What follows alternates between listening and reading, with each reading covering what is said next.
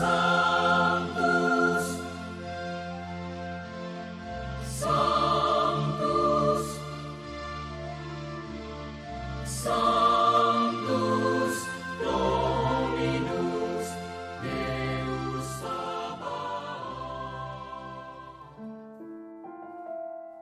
Bapak, Ibu, dan saudara-saudariku yang terkasih dalam Tuhan kita Yesus Kristus, salam sejahtera untuk kita semua. Berkat Allah yang Maha Kuasa senantiasa menyertai kita.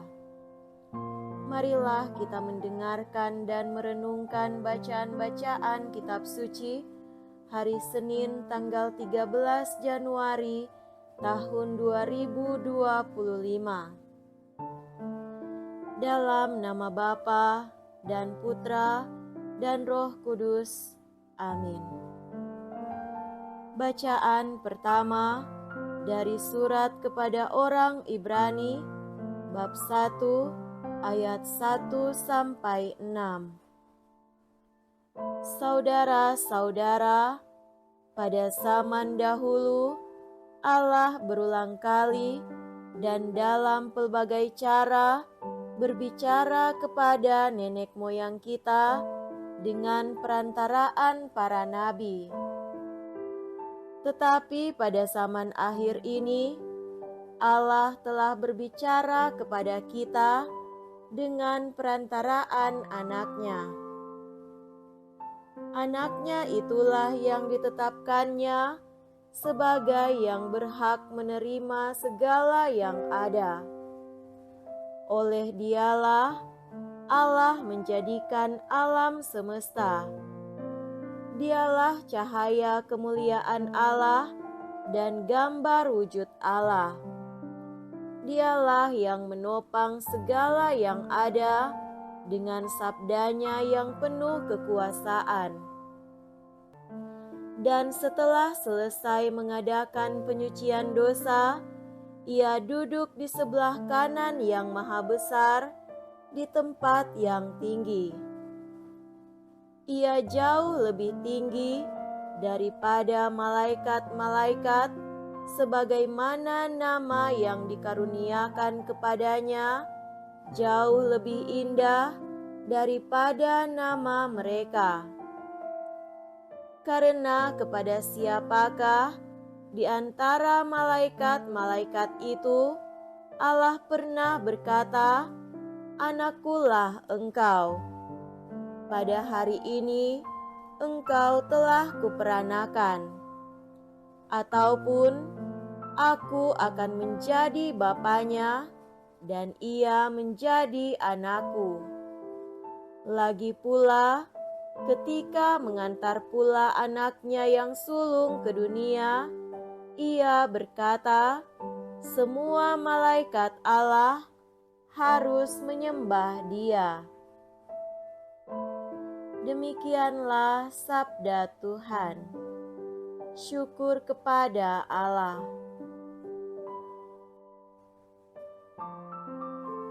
Semoga Tuhan beserta kita sekarang dan selama-lamanya.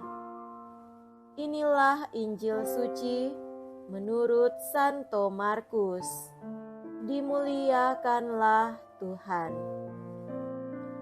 Injil Markus bab 1 ayat 14 sampai 20.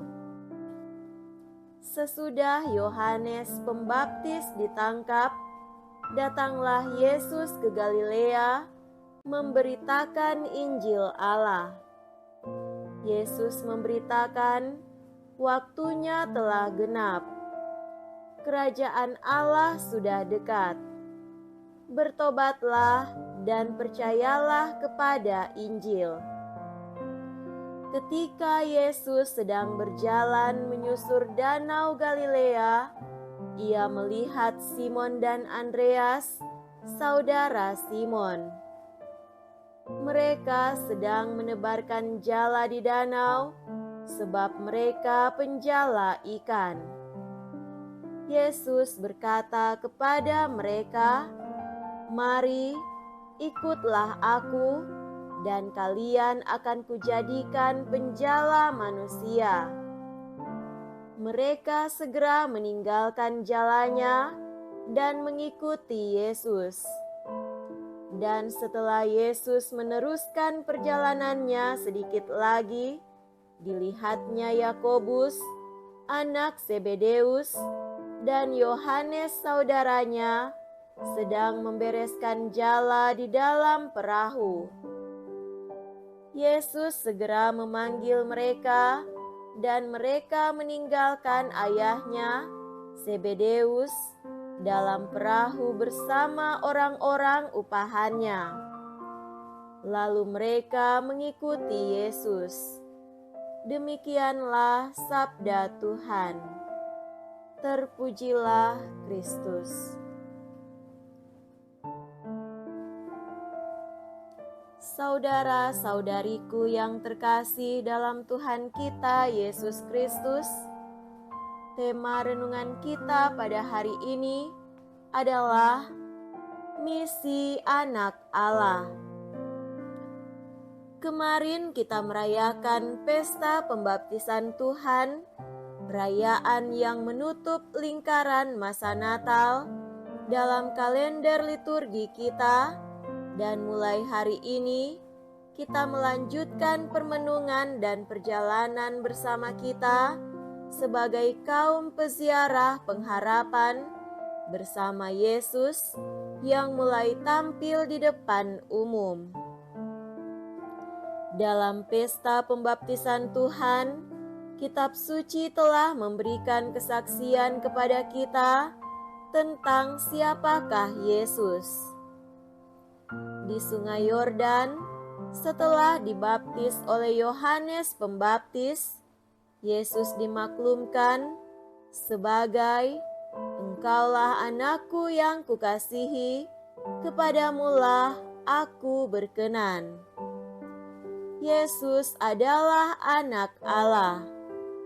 Sebagai anak, Dia dikasihi dan berkenan kepada Allah.